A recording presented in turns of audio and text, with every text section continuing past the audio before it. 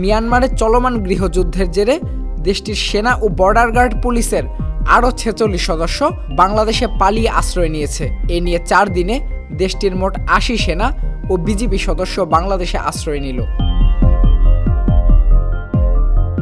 মঙ্গলবার মধ্যরাত থেকে বুধবার সকাল পর্যন্ত বান্দরবানের নাইক্ষ্যংছড়ি উপজেলার বিভিন্ন সীমান্ত দিয়ে এ ৪৬ জন পালিয়ে আসে।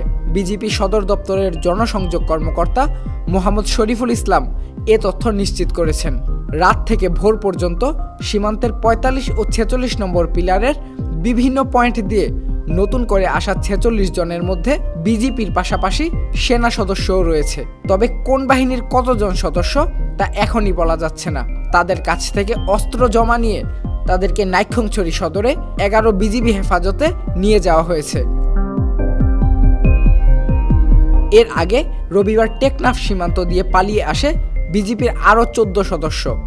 নতুন করে আসা ৮০ জনকেই নাইক্ষ্যংছড়ি সদরে ১১ বিজিবি হেফাজতে নিয়ে যাওয়া হয়েছে। ওখানে আগে থেকে আশ্রয়ে ছিলেন ১৮০ জন সদস্য। ফলে সেখানে এখন মিয়ানমারের ২৬০ জন সেনা ও বিজিবি সদস্য রয়েছে।